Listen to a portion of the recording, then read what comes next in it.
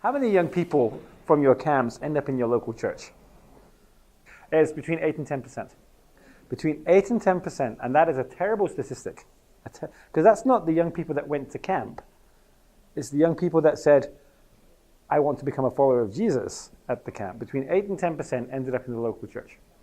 And the reason why is because the churches were putting all of their effort into the camp and then saying, great camp, praise Jesus, all these young people have come to Christ. Now I'm going on vacation, I'm so tired. Or in some scenarios, now we're doing the next camp for the next age group. But what they weren't doing is following up on those people right after camp. And we'll talk about that in a little bit. My generation, what did we want to do when we grew up? We wanted to be like lawyers, doctors, a lot of work for little money. Well, a lot of money. My wife, she is a high school teacher. And most of her students, the guys, they want to be, what do you think? The number one thing that comes out, that's the girls, vloggers. The girls want to be vloggers. And the guys want to be game players. Professional game players. I don't even know what that is. Huh? Yeah. And they do earn a lot of money. And they do earn a lot of money. Yeah. Did you read the article last month about the youngest professional game player in the world? How old is he? 13 years old. 13? A 13-year-old is now a professional game player.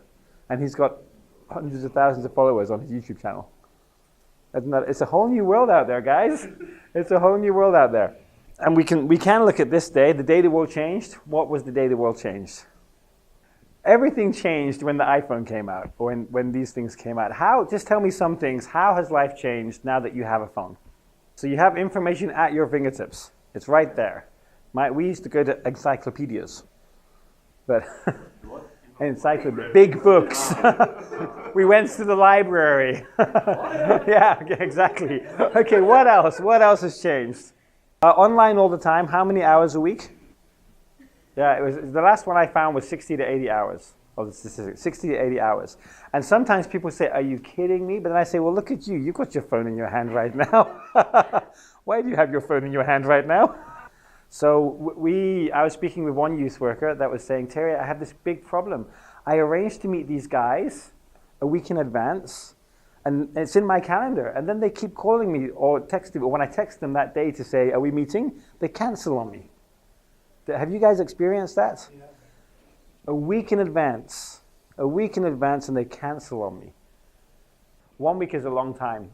1 week is a long time. So what does that mean for my friend? What I told him is that you can have that space in your calendar to meet with Pepik a week in advance. And you can ask him a week in advance if Pepik will meet with you if you want to. But the best way to do it is be like Pepik. Have a list of 10 boys that you are going to try to get one of them to meet with you on that space at the time. Call through all the boys who wants to meet today. And that way you will meet with somebody. Because young people are here and now. Young people are here and now. So initially, that's what I would do. I would not say, I've put Pepik in my calendar, and when he cancels, oh no, what am I going to do? I've got no one, I've got free time. I'm a young life worker, and I'm supposed to spend my time with teenagers, and now I'm not spending my time with teenagers anymore. What am I going to do? So I would say, put that time in your calendar as relational time, and then call any one of 6 young people, and see who's going to fit there. It is not the way we want to work. It is not the way my generation likes to do things. But it is the way young people are today. So that's just a small responsive thing we can do for young people. Now, of course, agree with Pepik that you'll meet a week in advance. That's a good thing to do. And if he does cancel, you can tell him, hey, I put that time in my calendar for you, and when you canceled, that harmed me because somebody else had asked me to do something, and I said no because I wanted to be with you. So we can be teaching our young people life skills. But if Pepik cancels, okay, he cancels, I'm going to call 5 other people. So young people today, mostly they work in communities. And communities is 4 to 6 people. And by the way, who is the main authority figure for young people today? It's their peers. When I was a young person, the main authority figure was the position. The pastor, the teacher, the policeman, the things like that. For millennials, it tended to be the person that made them feel special, the teacher that cared. the pastor that cared, the youth worker that cared. But for young people today, their authority figure are their peers. Now, what does that mean for promoting your camp? Who promotes your camp? The teenagers. The teenagers should be promoting your camp, not the leaders. If you have a model where the youth worker or the leader in your youth ministry is saying, come to the camp, that's how we promote camp, you are not going to be as successful at getting young people to your camp as if you have the teenagers promoting the camp. That can be on social media, it can be during your youth group, it can be for sure in their schools, and this is what Young Life is really, really good at, is mobilizing their young people to promote the camps for the best week of their lives. So, main thing number one, your teenagers should be promoting your ministry, not you. Your teenagers should be promoting your ministry and help them promote it in the way that they want to promote it. So that also means that the content of how you promote your ministry might not be made by you. So when you're launching a new ministry, you have to do a lot of promo. If you're in a new city or if you're launching a new type of ministry, then you would need to, as the team, do the promotion. But then after that, you should be having the teenagers doing the promotion. And my church, with a perfect example, we had a low sign up for our camp a month ago, and the leaders were, oh no, what are we going to do? We've reserved this many places in the hotel. And then we asked, well, who's actually promoting your camp, even during the youth meeting? We're like, well, we are. Well, why are you doing it? Get the teenagers to promote the camp. So they got a teenager to promote the camp the next meeting, and 25 kids signed up. It's just the teenagers. Okay, so young people, mostly they're in communities of 4 to 6. Now, yes, they are online. That is their community. But there is something interesting happening right now. Studies are showing that young people understand that 1 hour of being online makes them happy, and more than 1 hour of being online makes them sad. Does that make sense? And actually, it's the same with me. If I spend 10 minutes on Facebook, I'm happy. If I spend half an hour on Facebook, I'm like, ugh. So what young people are beginning to realize is screen is not everything. Screen is not everything, and I need human interaction. Now, they can't articulate that themselves. Does that make sense? But when they experience it, they know that this is what they need. Does that make sense? Yeah, they cannot themselves self-diagnose, I need to get off my screen and meet with someone human. But when they experience that, they understand this is what I needed. So 4 to 6 people. So you get a young person to go to camp. And at camp, you put them in a small group where they have a new community of 4 to 6 people. And remember what we said about young people. It's here and now and feelings-based decision-making. So they're having a wonderful time at camp in their community group. Some of them accept Christ, some of them don't. And then after camp, they go home. Where are they going home to? Well, their old community of 4 to 6 people.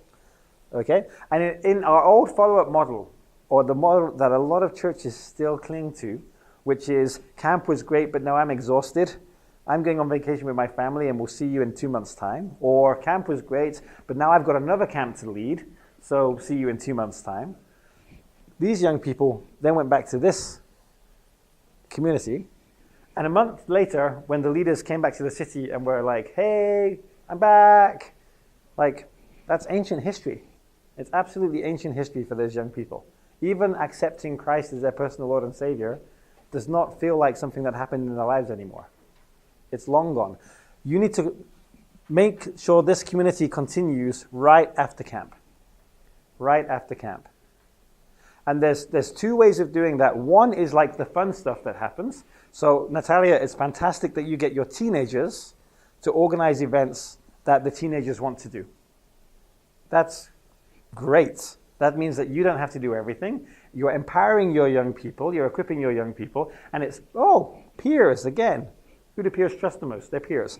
So, yes, social events. But what about those young people that expressed interest in the Bible? What about those young people who did come to Christ or make a profession of faith?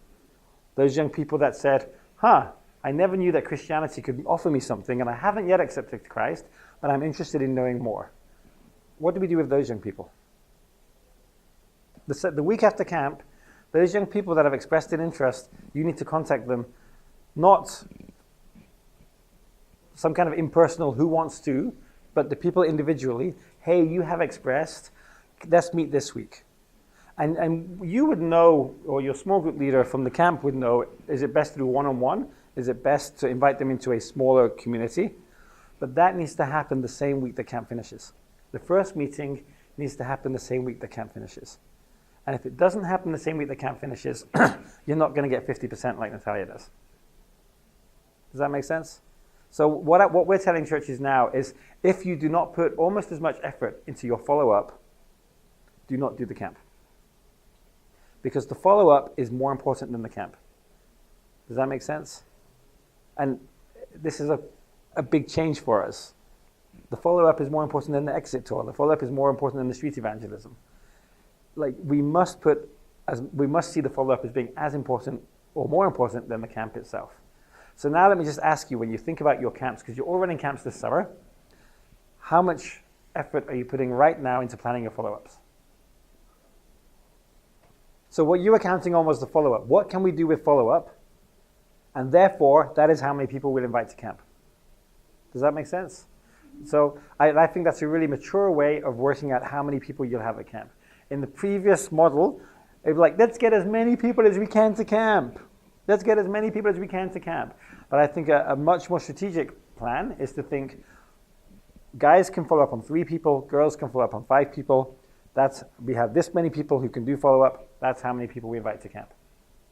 For the last 2 years, we've been doing some studies, not just with camps, but also with Exit, which is another evangelistic tool that we have, about how do we get young people into the church. And so we have some results from those studies. And we asked teenagers that accepted Christ who ended up in the church. And we also asked teenagers that accepted Christ and didn't end up in the church, what made the difference. So these were just some of those things. So the first thing we've spoken about already, immediate and continuous and personal, it says here, discipleship, but follow-up. Now, one of the things that we found in the study was that if you call a teenager and say, will you come to this meeting with me? Will you come to this volleyball? Will you come to this youth group? Will you come to this anything? And they don't turn up, how does that make us feel? We expect that they don't want to come. So sometimes in our world, when we ask someone to come somewhere and then they don't come, we don't ask them again. Because we feel like, oh, they just didn't want to say no.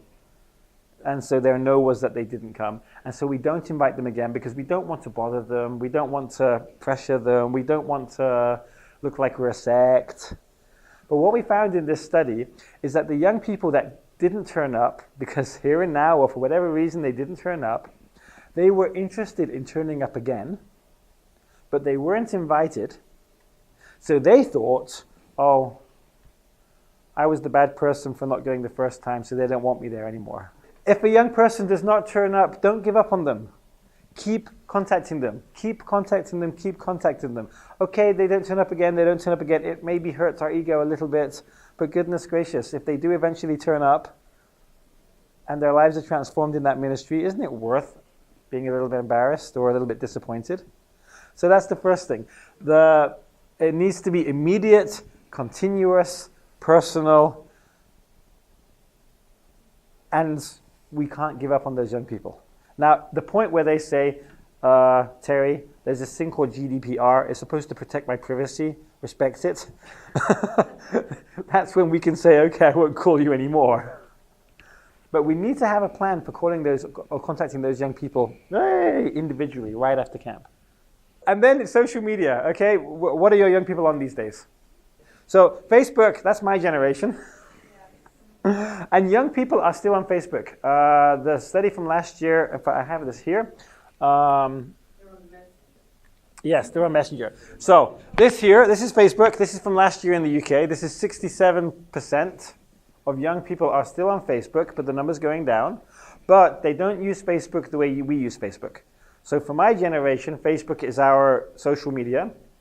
For them, Facebook is their web page. Does that make sense? Their web page. So,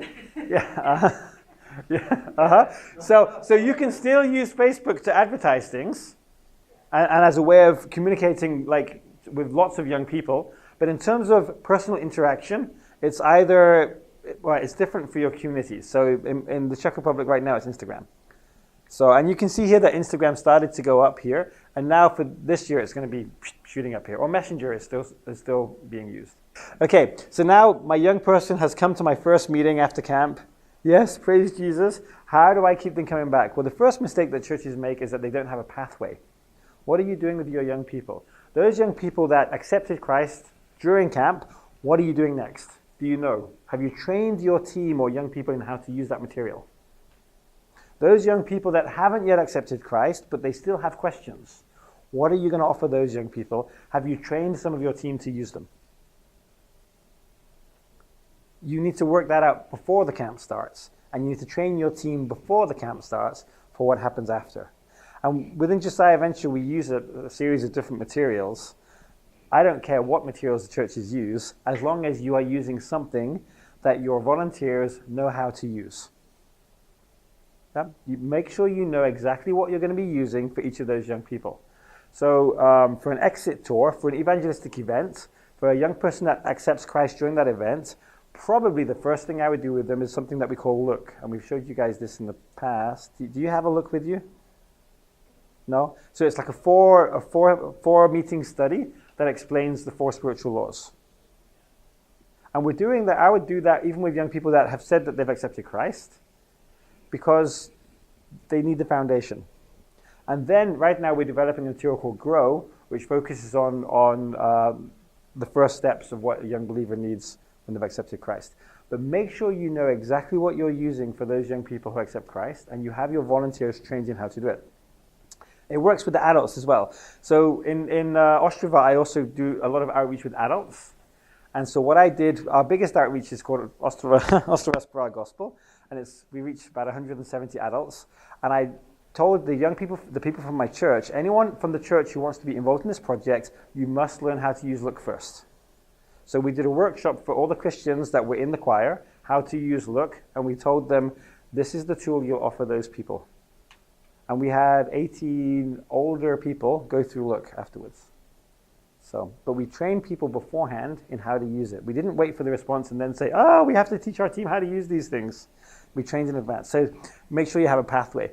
Everything is about relationships. How do you get young people into church? They do not know why they should go to church. They do not know why they should go to church. Young people do not understand why they should go to church, but the pathway to church is relationship. The pathway to church is relationship. And that means that we have to model what we're expecting young people to do. We have to model what we're expecting young people to do. If we are not turning up to our church and looking happy there, we cannot expect our young people to go. Now, you've spoken about having a Lutheran church. That's a very traditional church. I can say this from my experience of leading a more traditional church. I was shocked that young people went after camp and kept going after camp and kept going after camp. And the reason they went was because they had formed relationships with the people that took them every single week. I would never, in those young people's shoes, have gone to that church. I could not understand, what does my church offer these young people? It is not, I felt not a good place. But they went week after week after week because of the relationships. That's the currency.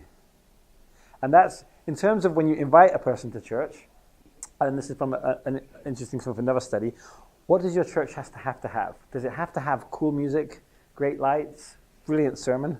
What's the number one thing that a young person is looking for that will make them decide, I will come back again? To be accepted. Yes, to be accepted, to feel known and accepted. And these are the questions that young people ask these days. They're asking, who am I? Who am I? Who am I? Who am I? And then when they meet you, they think, what do you think of me? Why should I listen to you? What do you think of me? Why should I listen to you? So the number one reason why young people come back to church is because they feel noticed and accepted. They feel noticed and accepted. That is it. And we in our church, in our new church, we have a lot of young people, a lot from Young Life, especially. And the reason why they come and stay and why they would say, this is our family, is because they feel like we pay attention to them. That other people from the church, not just their Young Life leaders, speak to them and say, welcome, we're so happy that you're here. Which means that we have to equip the church. So if we're going to do a camp, not only are we training our volunteers in how to use Look or whatever material we're using, We also need to speak to our older generations in our church and say, it is possible that in 2 weeks' time, there will be some young people in this church that have never been here before. I would love for those young people to come back again. How can we make that happen? And unfortunately, a lot of our old people, or more traditional people, have the mentality that you should change before you become a part of us. Like if you don't wear the right t-shirts and blah, blah, blah, then you can come to my church when you look the way you should look. We need to educate those people. And that's not from an announcement. That's not an announcement from the pulpit. That is sitting down with those older people over coffee and tea and saying, can I just explain to you how young people are today and why the way you smile and welcome that young person will change their life? Or why the way you shout at that young person for sitting in your seat or bringing a coffee cup into the pew will turn them away from Jesus? So we need to educate our churches. It's a really important step. Because that's the reason why. Think about you guys if you went to a mosque. What would help you walk into a mosque and feel better about going to a mosque? Entering with someone. Okay, entering next door. And Amy said this on Monday. Walking in with somebody that you know. Okay, what else would make it a better experience for you? Yeah, before you even go to the mosque, someone tell you, hey, just so you know, this is how things work in the mosque. This is what you'll see. This is what it means. Don't worry if you don't want to do this. You don't have to. But make sure you take your shoes off. That's really important. Yeah, so the preparation in advance. And then making sure you feel welcome when you're there. Okay, and then why would you ever choose to go back to the mosque? You're meeting new people there.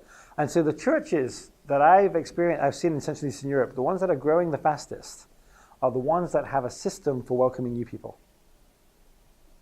They have a system for welcoming new people. I went to a Hillsong church in London many, many years ago, and I was shocked at how welcome. I felt overly welcomed because I walked in the door and someone was like, "Hi, you look like you're new." Blah blah blah blah. Yeah. Blah, blah, blah. I walked 10 paces further, and somebody else, "Oh, hey, how are you doing? I'm glad you're here." I walked through the next set of doors. Somebody else came and spoke to me. It's like, "Oh, are you here for the first time? Do you want to know where to sit?"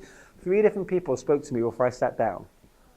And that actually felt like a bit too much. But when I spoke to my friend afterwards, I was like, wow, everyone here is so friendly. And what he told me is that the church has 4 zones. Like their entrance lobby is quite long, and there's 4 zones in that entrance lobby, and each zone has 5 volunteers, and their aim is just to catch people walking through their zone. And just, "Hi, so happy you're here. Hi, I'm happy you're here."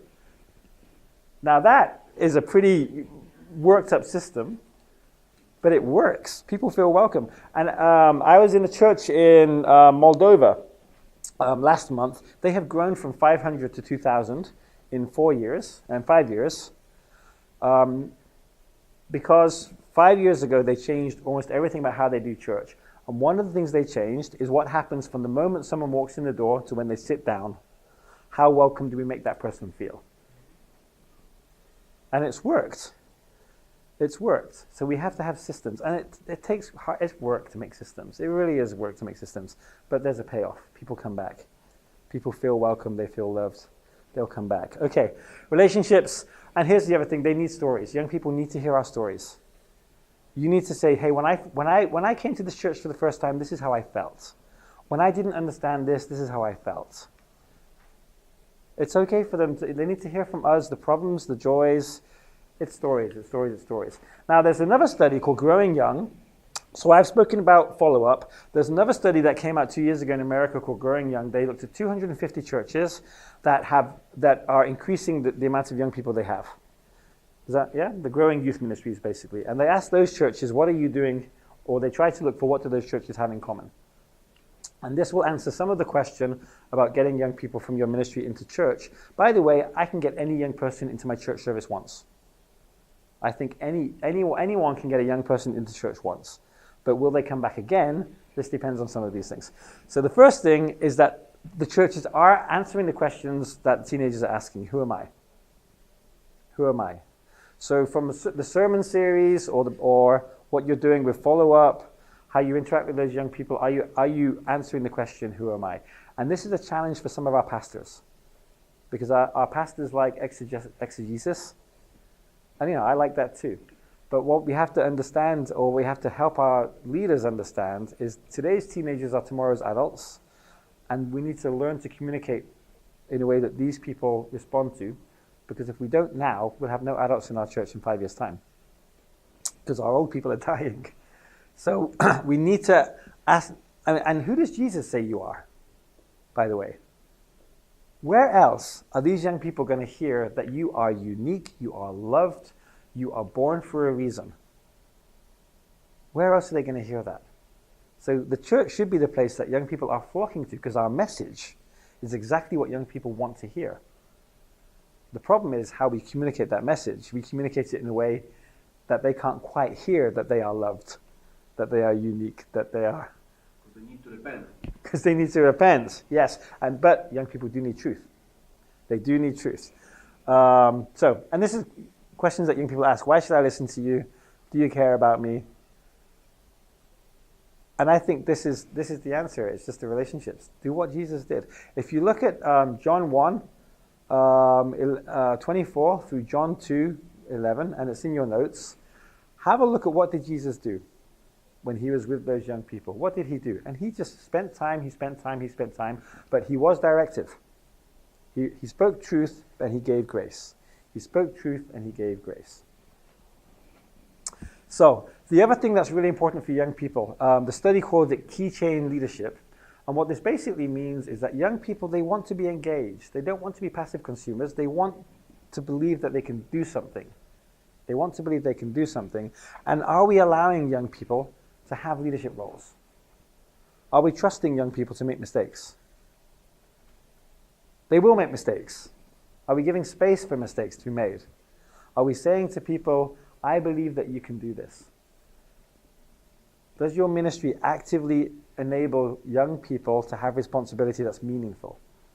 This is really important to young people. It was really important to me when I was a young person that someone believed in me. It changed my life that someone believed in me. So do we give space to young people to actively serve? And if they make a mistake, do we protect them in that? Do we use that mistake as a way of learning and explain, that's how we learn, don't worry about it, because I've made lots of mistakes. So, something else, they prioritize young people. So that means that when you're thinking about camp, for example, are we going to do 10 camps because that's what we've always done? Or are we going to say, no, we're going to do one camp because we need the people for follow-up? So you're thinking, what do young people need most? And actually, when you prioritize for young people, what you come up with works for adults as well. And as some of you know, I do a lot of adult ministry now in my church. And what I've realized is adult ministry is youth ministry with alcohol. With alcohol. Whatever works for young people works for adults. And if in your context, so in the Czech Republic, beer is our national drink, do whatever you do with young people, but just add a bit of beer. In Italy, do whatever you do with young people, but add a bit of wine. And it works. I've got a 64-year-old in my Bible study group right now, and I treat her like a teenager, and she loves it. I'm quite surprised. Now, 64-year-olds in my denomination, church-raised people wouldn't love it. So there is a bit of a culture difference. But if we're doing outreach with adults, I think it really helps to treat our adults like teenagers. Adults, people my age, people your age, they want to feel that they're known. They want to feel that their life has a purpose. They've had the job they wanted, they have the money they wanted, and they're still not happy. They need Jesus. So whatever works for teenagers, I think works for adults too. And here's the final thing, equip parents. Equip parents to not do this. Parents are the primary discipler. And also your non-Christian parents. Very often, I interact with non-Christian parents that say, what do I do with my teenager? I have no idea how to do it with my teenager, but somehow they're doing something with you. Please help me. And I know a lot of ministries now that are reaching parents through the teenagers. But we need to help parents understand that we are the primary discipler for young people. And if our young people don't have Christian parents, they need a spiritual parent. They need a spiritual parent. And the final thing, do not try to be cool. I am not cool. Be relational. Okay? Now that's a whole bunch of theory that I've thrown at you. and time is up. But practice, I'm going to give you one example of what you can do in practice to integrate younger people into the wider church community. And it's called Who's Coming for Dinner? And some of you guys have done this, I think. And this, I stole this idea from somebody else. You basically have an event where you say, we're going to have dinner in our church. Some of you can be hosts. Some of you will be guests. Sign up and say if you want to be a host or a guest. If you're a host, tell us how many people you can have. If you're a guest, tell us what food you can eat. And one person you want to be with. Yeah? And so the hosts do not know who their guests will be. And that's why it's called Who's Coming for Dinner. All they know is 7 people are coming for dinner. The guests do not know who they're going to be with. All they know is where they're going to be. And they're told, be at this place at this time. And then you all turn up for dinner. And that's a really cool way to mix up your church. Because you end up, because in all of our churches, people just are cliques. And this is a great way of mixing all generations and also breaking down cliques. And we've done this in our church one time. And church the next week was really fun to see. Because it just changed the atmosphere. So, okay. That's it. Listen, follow up, immediate, personal, and planned. That's it. If there's nothing else you get from me today, immediate, personal, and planned. Thank you.